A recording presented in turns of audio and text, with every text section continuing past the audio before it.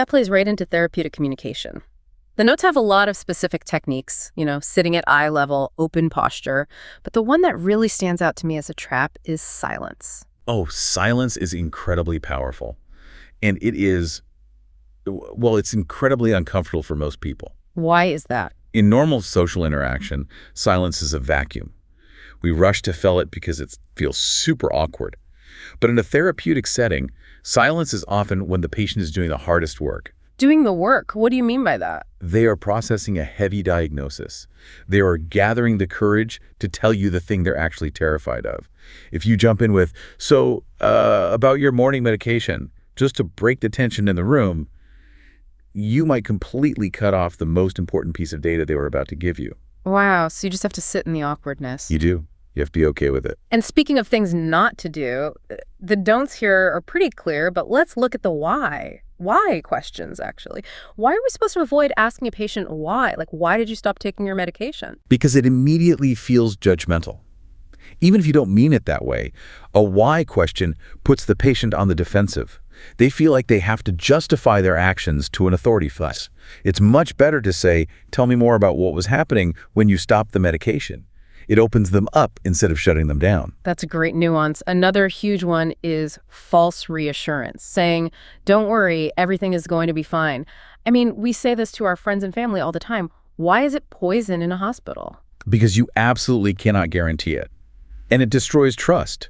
If a patient is going into a high-risk surgery and you promise them they'll be fine and they wake up with a colostomy bag or a severe deficit, you have straight up lied to them. You've broken the therapeutic relationship. Completely. And worse, it shuts down their ability to express their fear.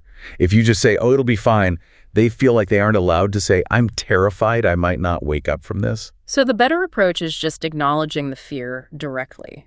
Always. You say, it sounds like you're really worried about the procedure. That opens the door for them to talk. Let's pivot to the legal side of things. IPEA, the Health Insurance Portability and Accountability Act. We all know the basics. Don't tweet about your patients, don't talk about them in the elevator, log out of your computer. But the notes highlight a specific trap that catches even incredibly experienced nurses, and that's a family member. Yeah, this is what I call the social trap. We are totally conditioned to think that family equals access. If a mother calls the nurse's station asking about her 25-year-old son, our natural human instinct is to help. She's the mom. She's worried sick. But the legal reality is totally different. She is a stranger under the law. Unless the patient has explicitly consented to her receiving information, you cannot tell her anything. You cannot even confirm he is a patient in your hospital. That feels so harsh in the moment. It feels incredibly harsh. You have a crying mother on the phone begging for information. But there are no exceptions for relationship status. Think about it. That son might be there because of domestic abuse involving his family. He might be hiding a diagnosis he isn't ready to share. Right, you don't know the family dynamic. Exactly. If you slip up and just say, oh, he's resting comfortably right now, you have breached federal law and potentially endangered your patient. So what is the script? What do you actually say to the crying mom? You have to be firm but polite. I cannot confirm or deny that we have a patient by that name. Mm-hmm. If you want to leave a phone number, and if that person is here, I can pass the message along. Brutal, but necessary. Okay, let's move to section 2, the decision matrix. Prioritization and delegation. This feels like the actual engine room of the NCLX and nursing in general. You have 4 patients. Who do you see first? This is where the art truly meets the science. You have these frameworks like the ABC's airway, breathing, circulation, which are your absolute trump cards. If a patient can't breathe, literally nothing else matters. Maslow's hierarchy of needs plays in here too, physiological needs before anything else. But the real nuance comes in the strategic pairings. One of the key pairings in the notes is acute beats chronic. Let's really dig into that. Why does a patient with a technically worse number on paper sometimes get seen second? Let's take a really concrete example for this. You have a patient with COPD, chronic obstructive pulmonary disease. Their O2 saturation is sitting at 88%. Then you have a young asthmatic patient whose saturation has just dropped to 92%. Now on paper, 88 is a worse number than 92. But you run to see the asthmatic first. Absolutely, without hesitation, because the COPD patient lives at 88%. Their body has compensated over years and years. They have more red blood cells. Their kidney chemistry has entirely shifted to handle it. They are stable in their instability. And the asthmatic. The asthmatic at 92%, Their body is not compensated at all. They are actively crashing. That 92% is a rapid slide down from their normal 99%, and they might be at 85% in 10 minutes. So it's really about the trajectory, the trend, and the body's ability to handle the stress. Acute just means the body hasn't adapted yet. Exactly, the shock is fresh. And that brings us to the other rules, like unstable beats stable and actual problems beat potential problems. A patient who is currently bleeding always beats a patient who is at risk for bleeding. That makes perfect sense. But let's talk about delegation, because this is where licenses get lost if you aren't careful. Well, for sure, the art of delegation. Yeah. The 5 rights: right task, circumstance, person, direction, and supervision. But it all comes down to the scope of practice. Right. We have the RN, the LPN, and the UAP. Let's break down who does what. Think of it as a hierarchy of clinical judgment. The RN is the registered nurse. They are the only one who can EAT. EAT, evaluate, assess, teach. Yes. If a task requires clinical judgment, meaning looking at data and deciding what it actually means for the patient's future, it is strictly an RN job. You cannot ever delegate an assessment. You can't say to the LPN, hey, go see if Mr. Smith is having a stroke. Because interpreting the signs of a stroke requires RN judgment.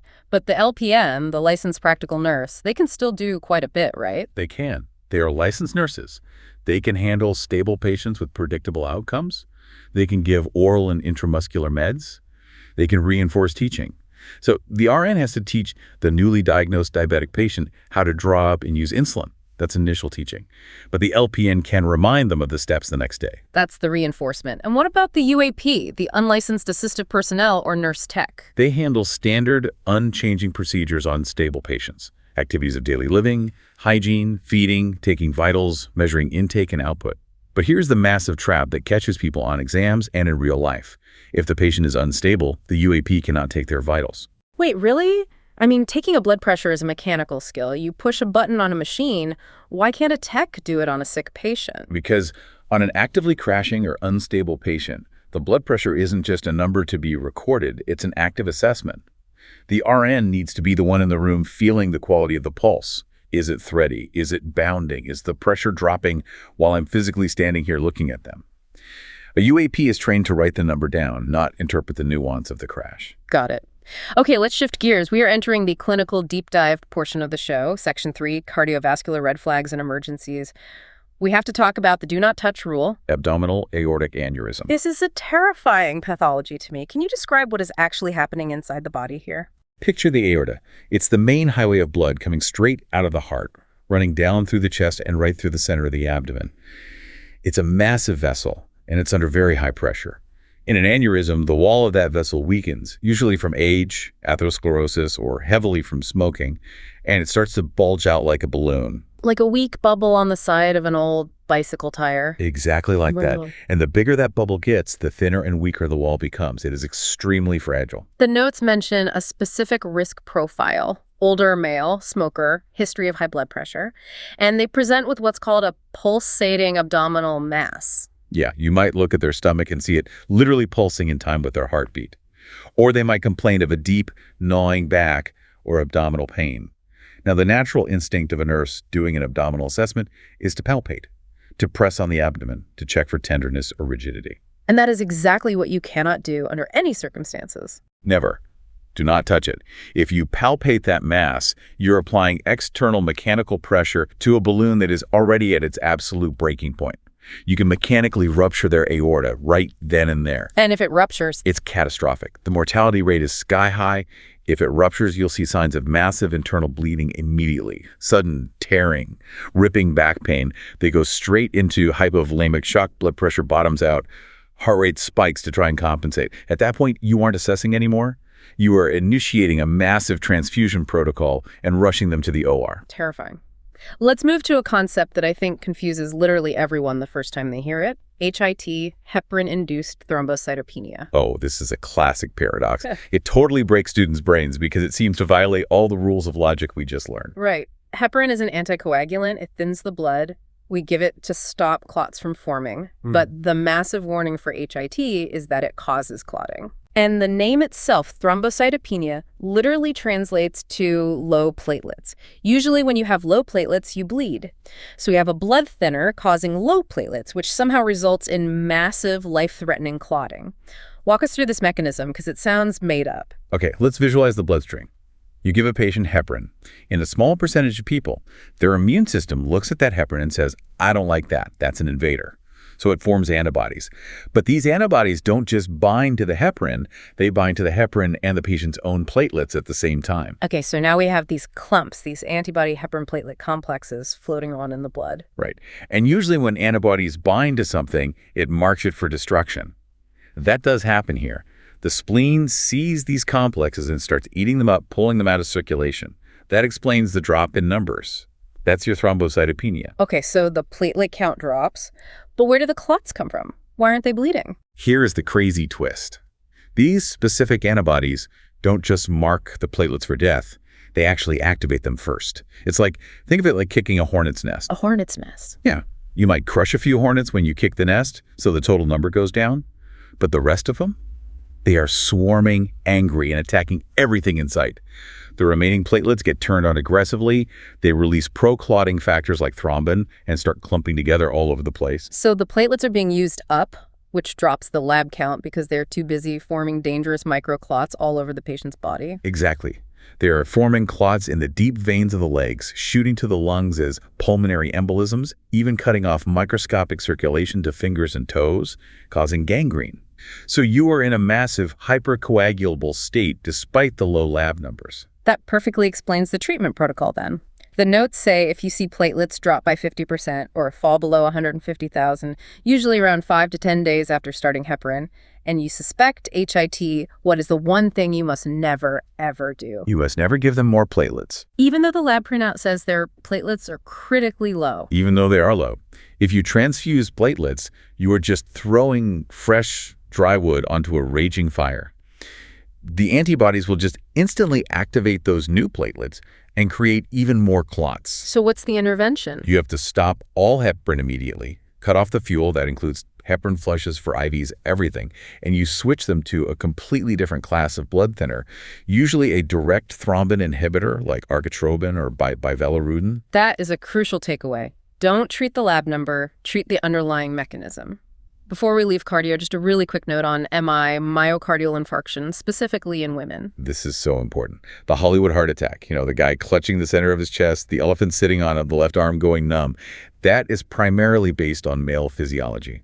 Women often present much more subtly. What are the red flags we should be looking for? Extreme, unexplained fatigue. Like, I can't even walk to the mailbox today kind of fatigue. Unexplained nausea or vomiting. Jaw pain is a big one. Pain between the shoulder blades, or just a general feeling of shortness of breath. So if a 60-year-old female comes into the clinic saying she thinks she just has a bad case of the flu or terrible indigestion, but she looks pale and diaphoretic. Do not send her home with antacids. Yeah. You need a 12-lead EKG immediately. You have to actively rule out the MI before you assume it's just a GI bug. Absolutely. Moving on to Section 4, neurological crises and assessments. This is where we really see the body's internal pressure systems fighting against each other. Let's talk about Cushing's triad. This is the body's last stand. If you see Cushing's triad on your monitor, the patient has massive intracranial pressure ICP, and they are moments away from brain herniation. Brain herniation being where the pressure pushes the brain tissue down through the base of the skull into the spinal canal. Yes, which is instantly fatal. So we desperately need to catch the signs before that happens. The triad components are widened pulse pressure, bradycardia, and irregular respirations. I really want to understand the physics of this. Let's start with the widened pulse pressure. What is happening? Okay, think of the human skull as a completely rigid, closed box. It's bone. It cannot expand. If you have bleeding or swelling from a traumatic brain injury inside that box, the pressure inside goes up fast. And as that pressure rises, it starts physically squeezing the blood vessels that bring fresh blood to the brain. So the brain is essentially starting for oxygen because the blood literally can't push its way in against the high pressure in the skull. Correct. So the brain panics and sends an emergency signal down to the heart. We are dying up here. You need to send more pressure to overcome this resistance. And the heart listens. It does. The heart responds by slamming on the accelerator. It drives the systolic blood pressure, the pop number, way, way up. We're talking 180, 200, 220 millimeters of mercury. It has to pump harder than the pressure inside the skull to force that blood up into the brain. But the diastolic pressure, the bottom number, the resting pressure of the vessels, that doesn't need to rise the same way. Right. So you get this massive widening gap between the two numbers. A normal pressure is maybe 120 over 80. A Cushing's pressure might be 200 over 60. That widening gap is the widened pulse pressure. Fascinating. Now, the second sign of the triad is bradycardia, a slow heart rate.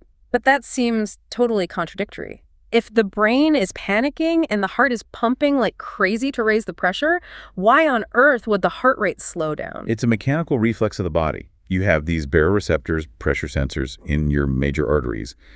They sense that massive 200 systolic blood pressure we just created, and they scream, whoa, systolic pressure is way too high, we're going to blow a vessel, slow down, and they stimulate the vagus nerve. And the vagus nerve is the body's main parasympathetic brake pedal. Exactly. So you have a sympathetic response driving the blood pressure sky high and a simultaneous parasympathetic response driving the heart rate down. It is a biological system at war with itself. High blood pressure, low heart rate, plus irregular gasping respirations because the brainstem itself is getting crushed. And that completely distinguishes it from systemic shock. Perfectly opposite. Shock is low BP, high HR, the heart beats fast to compensate for volume loss. Cushing's is high BP, low HR. If you mix those two up on an exam or in the trauma bay, you will kill the patient with the wrong intervention. Speaking of interventions, what do? We see the triad. What's the move? You need to lower the intracranial pressure immediately. Mechanically, you elevate the head of the bed to 30 degrees, let gravity help drain blood out of the head, keep the neck perfectly straight. If their head slumps to the side, it kinks the jugular vein and the blood can't drain out. And medically, you need osmotic diuretics. Mannitol is the gold standard here. It's an osmotic diuretic. It's basically a heavy sugar alcohol that creates a highly concentrated state in the bloodstream. Through osmosis, it literally pulls the extra fluid out of the boggy, swollen brain tissue across the blood-brain barrier and into the blood vessels. Then the kidneys filter it and pee it out. But there's a very specific nursing catch with the mannitol vial itself, isn't there? Yes. It tends to crystallize at room temperature. If you hold the vial up to the light, you might actually see white, icy-looking shards floating in there.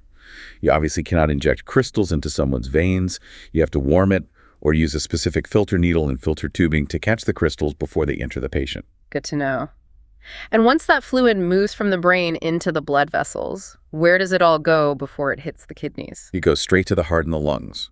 You are suddenly dumping a massive amount of fluid volume into the vascular system. If the patient has a weak heart, they can't pump that extra volume effectively. So it backs up. It backs up into the lungs. So the nurse has to constantly listen to the lung sounds. If you hear crackles, you've basically traded fatal brain swelling for pulmonary edema. It's a very delicate balancing act. Which leads us perfectly into Section 5, respiratory dynamics and acid-base balance. Let's talk about ABGs, arterial blood gases. Oh, the dreaded ABGs. This creates so much anxiety for students, but it's really just a simple balance scale. You are looking at pH, CO2, and bicarbonate. We use a ROME method, ROME, respiratory opposite, metabolic equal. But before we get into the math, I want to connect this back to the neuro section we just finished. Why does a neuro ICU nurse care so incredibly much about a patient's CO2 levels? This is the critical physiological link. Carbon dioxide, CO2, is a highly potent vasodilator in the brain. If your CO2 level goes up, the blood vessels inside your brain dilate. They get wider and fatter to let more blood flow in. But if you already have high intracranial pressure, that's the absolute last thing you want. You do not want extra blood taking up precious space inside that tight, rigid skull. So in a severe neuro patient, we might actually want to keep their CO2 on the much lower side of normal. We might intentionally hyperventilate them slightly on the ventilator to blow off excess CO2, which constricts the brain vessels and makes a little more room. That makes perfect sense when you link them together like that. Now let's look at the failure of the respiratory system itself. ARDS, acute respiratory distress syndrome. ARDS is terrifying to manage. It's not just a patient having trouble breathing. It is a profound structural failure of the alveolar capillary membrane in the lungs. It's usually triggered by something massive, like severe sepsis, major trauma, or massive aspiration event. What is physically happening inside the lung tissue? The membrane between the air sac and the blood vessel gets inflamed and leaky. So fluid, proteins, and immune cells flood into the alveolar little air sacs. Now, instead of being filled with nice oxygen-rich air, those sacs are literally drowning in inflammatory fluid. And the hallmark clinical sign of ARDS is called refractory hypoxemia. What does that mean at the bedside? This is exactly what you watch for as the nurse. You have a patient on a nasal cannula at 2 liters of oxygen. Their oxygen saturation starts dropping, so you bump them up to 4 liters, it drops even more. You panic a little and slap on a non-rebreather mask at 100% pure oxygen, and their saturation is still sitting at 85% and falling. Why isn't all that extra oxygen working? Because the oxygen literally cannot physically touch the bloodstream. The alveoli are full of water and debris. It creates what we call a right-to-left shunt. The blood travels to the lungs, passes right by these flayed sacs, and goes back to the heart without ever picking up a single molecule of oxygen. So how do we fix that? How do we save them? You have to push the fluid out of the way. You need PEEP positive and expiratory pressure. You have to put them on a mechanical ventilator and use constant pressure to physically force those wet, collapsed sacs open and keep them open. And often, if that isn't enough, we pronate them. Meaning we flip them onto their stomach. Exactly. Gravity is your friend here. When you lie flat on your back, your heavy heart rests right on top of your lungs, compressing all that tissue at the bottom. When we flip a patient onto their stomach, sometimes using those big rotoprone beds, the heart falls forward toward the breastbone, and all that dense lung tissue in the back suddenly opens up. You recruit millions of new alveoli for gas exchange. That's incredible. Let's talk about managing the airway itself. You've got a patient whose Glasgow Coma Scale dropped to an 8, and the rule is less than 8, intubate. So the team puts in an endotracheal tube, an ETT. How do you, the nurse, know it's actually in the right place? You have to follow a strict hierarchy of verification. First, immediately after insertion, you look at the end-tidal CO2 detector. It's a little piece of plastic that goes on the end of the breathing tube. It starts out purple. If it turns yellow when they exhale, that means CO2 is coming out of the lungs. The saying is, yellow is mellow, meaning you're in the right spot. What if it stays purple? Purple is a problem. It means there is no CO2, which means you are not in the lungs. The tube probably went down the esophagus into the stomach. So after the color change, then you listen. Right. You grab your stethoscope. You want to hear clear, equal, bilateral breath sounds, air moving on both sides of the chest. What is the specific danger sign we are listening for here? You have to listen carefully to see if you hear breath sounds loud and clear on the right side, but nothing on the left side. What does that signify? It's pure anatomy. The right mainstem bronchus, the tube leading to the right lung, is much wider, shorter, and straighter than the left one. If the doctor or respiratory therapist pushes the endotracheal tube in just a little too deep, it almost always shoots straight down the right side. So you are perfectly ventilating the right lung, but the left lung is getting nothing and will completely collapse. Exactly. If you hear that, you just need to deflate the balloon, pull the tube back a few centimeters, and listen again until it's equal. And of course, the absolute gold standard to confirm final placement is a chest X-ray. Let's move smoothly into section 6, metabolic and organ system failures. Let's talk about the body's chemical factories, starting with the liver. The liver is the ultimate detox center and manufacturing plant. When it fails, like an advanced cirrhosis, the healthy tissue turns into hard scar tissue. The factory basically boards up its windows and shuts down. And the notes break down 3 major distinct consequences of this failure. First, ascites, the swollen abdomen. Right. One of the liver's main jobs is making a protein called albumin. Albumin is crucial. It acts like a microscopic sponge floating in your blood. It holds water inside your blood vessels, keeping your blood pressure up. When the liver dies, it stops making albumin. So you lose the sponge. You lose the sponge. The water just leaks right out of the blood vessels and pools in the abdominal cavity. We call that third spacing, and it creates massive ascites. You might have to drain liters of fluid out of their belly with a needle. Second consequence is the extreme bleeding risk, esophageal varices. This is a plumbing issue. The cirrhotic liver is scarred, hard, and fibrotic. Blood from the digestive system is supposed to flow smoothly through it via the portal vein. But because the liver is hard, the blood hits a wall. The pressure backs up massively into the portal vein system. Portal hypertension, so the blood has to find a detour. Exactly. It forces its way into tiny, fragile collateral veins, specifically the ones lining the lower esophagus. But those esophageal veins aren't built to handle high-pressure portal blood flow. Not at all. They swell up and balloon out. Those are the varices. And if they rupture, which they easily can from something as simple as coughing or eating hard food, the patient can bleed out internally into their stomach in a matter of minutes. It is an absolute top-tier medical emergency. And the third major complication involves the brain, hepatic encephalopathy. This goes back to the liver being a detox center.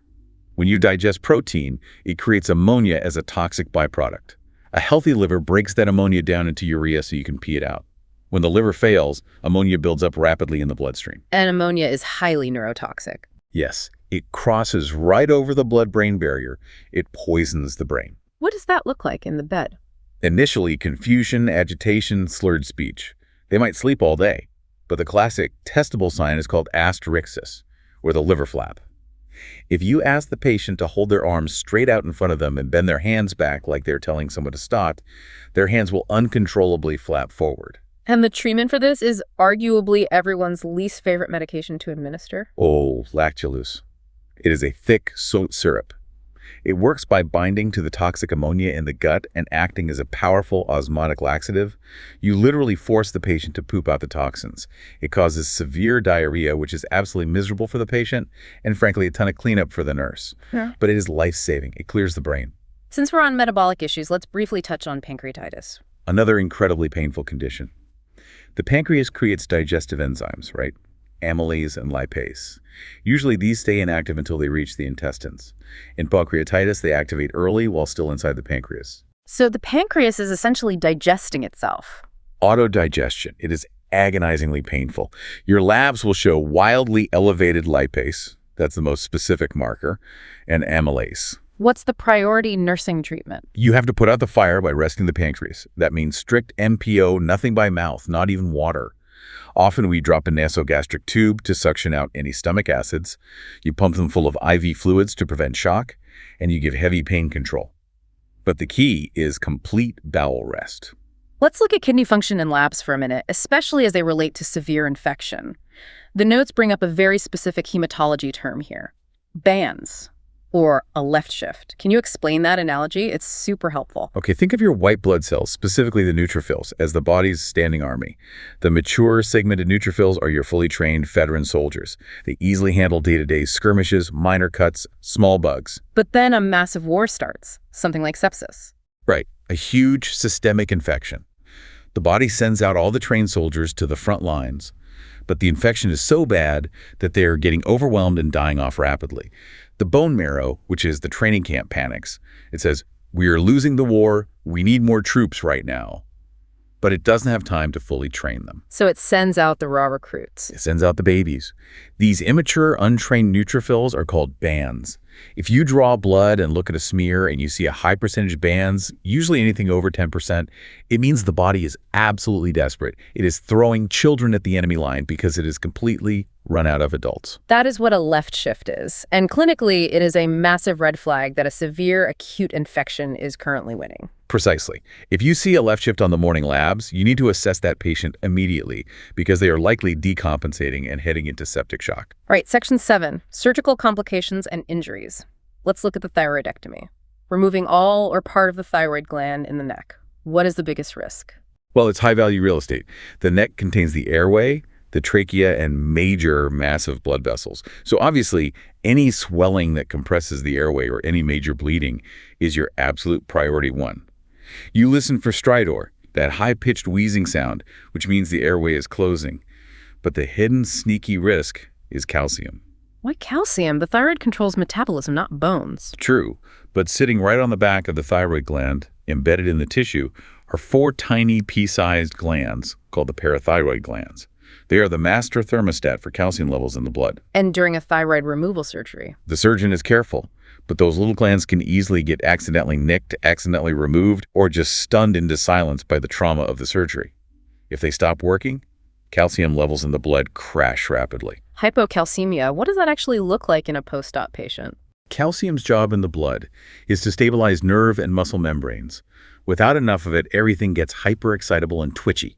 The patient will complain of numbness and tingling around their mouth or in their fingertips. They might get severe muscle cramps. And there are 2 very specific named signs we test for. Right, Schwastek sign. You tap the patient's cheek, right over the facial nerve, and their facial muscles will violently twitch or spasm, and Trousseau sign. You pump up a blood pressure cuff on their arm and leave it for a minute, and their hand and wrist will involuntarily spasm into this rigid claw shape. If we see those signs, what do we need at the bedside immediately? IV calcium gluconate. You must have it available, or that muscle cramping can spread to the larynx. The patient can have laryngospasms where their throat muscle spasm completely shut and they suffocate, or they can go into full-blown seizures. Let's pivot to orthopedics. The notes heavily distinguish between two major limb and life threats: fat embolism syndrome and compartment syndrome. Let's do fat embolism first. Fat embolism is highly specific to massive trauma involving long bone fractures, like a snapped femur or pelvis in a car crash. The inside of those big bones, the yellow marrow, is completely full of fat. When the bone physically breaks, globules of that fat can leak directly into the torn blood vessels. And it travels through the blood like a clot. It goes straight to the lung. Exactly. It creates sudden, severe respiratory distress, hypoxia, and confusion. It looks almost exactly like a standard blood clot pulmonary embolism. Yeah. But the single telltale sign that distinguishes a fat embolism on an exam is petechia. Petechia being those tiny pinpoint red dots. Yes, specifically located on the upper chest, the neck, and the axilla at the armpits. If you have a guy who broke his femur yesterday and suddenly he can't breathe, he's confused, and you pull down his gown and see a red spotted rack all over his chest, that is a fat embolism. You need oxygen and ICU support stat. Now contrast that entirely with compartment syndrome. Compartment syndrome is a localized plumbing and pressure problem in the limb itself. Muscles in your arms and legs are wrapped in fascia. Fascia is a thick, tough, fibrous casing that has zero elasticity. It does not stretch. More like a tough sausage casing. Exactly. If the muscle inside that casing gets injured and starts to swell with severe edema, or if there is internal bleeding into the muscle from a fracture, there is nowhere for that extra volume to go. The pressure just builds and builds inside the casing until it literally crushes the blood vessels and the nerves flat. So arterial blood might be able to pump its way in for a while, but it can't get out. Or eventually the pressure is so high, even the arteries are crushed shut. Correct. The muscle tissue begins to rapidly die from ischemia. The absolute hallmark sign is pain out of proportion to the injury. You have a patient with a cast on a broken shin and they are screaming in agony. You give them IV morphine, dilaudid fentanyl. Nothing touches the pain. Because the pressure is still there, actively crushing the nerve. The notes list the 5 Ps to watch for: pain, pallor-looking pale paresthesia, numbness and tingling paralysis, and pulselessness. Yes, but keep in mind, if you wait until you lose the pulselessness, you are way, way behind the curve. That's a very late sign. The tissue is likely already dead. You need to catch it at the extreme pain and paresthesia stage. And the fix for this is surgical, right? You can't just give a pill. No, it's a surgical emergency. The surgeon has to perform a fasciotomy. They take a scalpel and slice the leg wide open, cutting right through the fascia to release the pressure. It looks incredibly gruesome. They leave it open to heal, but it absolutely saves the limb from amputation. Incredible. Let's talk about burns. The fluid shifts in massive burn patients are just hard to comprehend. They really are. Severe burns cause what we call capillary leak syndrome. The systemic inflammatory response is so massive that the blood vessels all over the body become like sieves. All the fluid leaks out of the vascular space and into the surrounding tissue. That's why severe burn patients swell up so dramatically. But if all the fluid leaves the blood vessels, that means there isn't enough volume left to keep the blood pressure up and perfuse the organs. Right. They go straight into massive hypovolemic shock. Yeah. So we have to dump a staggering amount of IV fluid back into them to keep them alive. To figure out how much, we use the Parkland formula. First, you calculate the total body surface area burned using the rule of 9s. The head is 9%, each arm is 9%, the front of the torso is 18%, the back is 18%, and each leg is 18%. Exactly. Then you use the Parkland formula. 4 millimole multiplied by the patient's weight in kilograms, multiplied by that percentage of body burned. Let's say you do the math for a bad burn, and it equals 10,000 millimole. That's 10 liters of fluid for the first 24 hours. The pacing of giving that fluid is key, though. It is. You give half of that total calculated volume, 5,000 milliliter, in the first 8 hours from the time of the burn. Not from the time they got to the hospital, but the time of the injury. That is an absolute fire hose of fluid. 5 liters in 8 hours. Why so incredibly fast? Because the capillary leak is at its absolute worst at the very beginning. You are racing against the clock to prevent fatal shock. The remaining half of the fluid is then given slowly over the next 16 hours. And how do we know if our fluid resuscitation is actually working? We look at urine output. We actually don't care about their blood pressure as much because in a trauma state, their vessels are tightly clamped down to compensate so the BP can look artificially okay. We care about the kidneys. If the patient is making at least 30 milliliters per hour of urine, or about 0.5 milliliters per kilo per hour for pediatrics, it means the heart has enough volume to push blood all the way to the kidneys.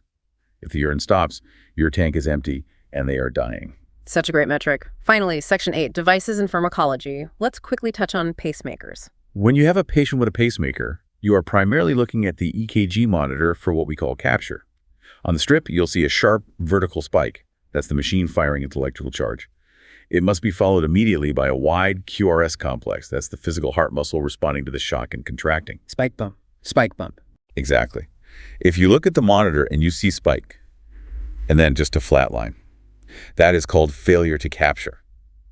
The pacemaker is yelling at the heart, but the heart isn't listening or responding. The intervention there is usually that the doctor needs to turn up the voltage, the milliamps, on the device. What about the immediate nursing care for a patient who just had a brand new pacemaker surgically implanted? You have to immobilize the arm on the side where the pacer was placed, put it in a sling. The leads, the wires, are just gently tucked into the heart muscle. They need a few weeks to form scar tissue and lock into place. Yeah. If the patient vigorously raises their arm above their head to brush their hair or reach for something, they could physically pull the wire right out of the heart wall. Yikes. Next device, PICC lines, peripherally inserted central catheters. To the patient, it looks just like a normal IV in their upper arm, but it's not. The tubing threads all the way up the arm into the chest, and the tip rests in the superior vena cava, right above the right atrium of the heart. It is a central line used for harsh drugs or long-term antibiotics. The biggest risks are infection, obviously, but also migration or clotting. How do we monitor for that? One specific simple nursing task. We measure the arm circumference. You take a tape measure around the bicep every single shift. If the arm suddenly starts getting bigger, it means either the vein has formed a deep vein thrombosis, a clot around the catheter, or the tube has migrated out of the vein and the caustic IV fluid is just leaking directly into the arm tissue. And lastly, let's hit a couple of frequent flyer medications from the notes. Protonix, or pantoprazole, it's a proton pump inhibitor, and antacid. But why is almost every single patient in the ICU on an acid reducer, even if they came in for a broken leg? We use it for stress ulcer prophylaxis, severe physiological stress like major trauma, massive burns, or being on a mechanical ventilator causes the body to aggressively overproduce stomach acid. The blood is shunted away from the gut to save the brain and heart, leaving the stomach lining totally unprotected. A patient can develop a massive bleeding stress ulcer and literally bleed to death internally before they ever die of their actual injury. Protonix drops the acid level and prevents that. And the final med, atropine. This is your emergency fuel for the fire. If a patient comes in with symptomatic bradycardia, their heart rate is 30, they are dizzy, passing out, blood pressure dropping atropine is the go-to push med. It blocks the vagus nerve, it takes the foot completely off the parasympathetic brake pedal, and lets the heart speed wildly back up. But it's an anticholinergic drug, so it has systemic side effects. Oh yeah, the classic saying for anticholinergics is can't see, can't pee, can't spit, can't poop. It dries up every secretion in the body. So expect them to complain of a bone-dry mouth, and you need to watch their bladder because it can cause severe urinary retention. Man. We've covered an absolutely incredible amount of ground today. We've gone from the subtle psychology of talking to a terrified family member on the phone all the way to the microscopic physics of brain herniation and capillary leak. It is a lot of information. It really is. But I hope that if you step back, you can see the overarching pattern. The human body is just an incredibly complex machine of pressures, fluid shifts, and electrical signals. And the nurse is the ultimate operator watching the gauges on that machine. Precisely. You aren't just doing tasks, you are watching for the subtle drift. You're catching the widening pulse pressure before the brain herniates. You're noticing the dropping platelets and stopping the heparin. You see the rising bands on the lab report and anticipate sepsis. You even notice the silence of the patient and realize they are too terrified to ask their question. And understanding the why the platelets clot paradoxically, why the blood pressure rises to save the brain, that is what allows you to intervene before the crash actually happens. That is the fundamental difference between a task doer and a true clinician. A task doer looks at a low blood pressure, writes it on a chart, and moves on. A clinician sees that same number, understands the mechanism of the fluid shift, and realizes a massive storm is coming. And that is exactly where patient safety lives. It lives entirely in that proactive realization. So, to everyone listening, whether you are cramming for the NSGA 216 final or you're just trying to be a sharper, safer nurse on your next shift, take these insights with you. Visualize the physiology under the skin, look for the connections, and most importantly, always trust your assessment. Consider this. The human system is incredibly resilient, but also terrifyingly fragile. A microscopic immune reaction to a simple blood thinner or a tiny shift in calcium from a bumped gland can cascade into a completely life-threatening disaster. As the nurse, you are literally the final barrier standing between that subtle shift and total disaster. Stay curious and stay vigilant. Couldn't have said it better. Thanks for deep diving with us today. We'll see you on the next one.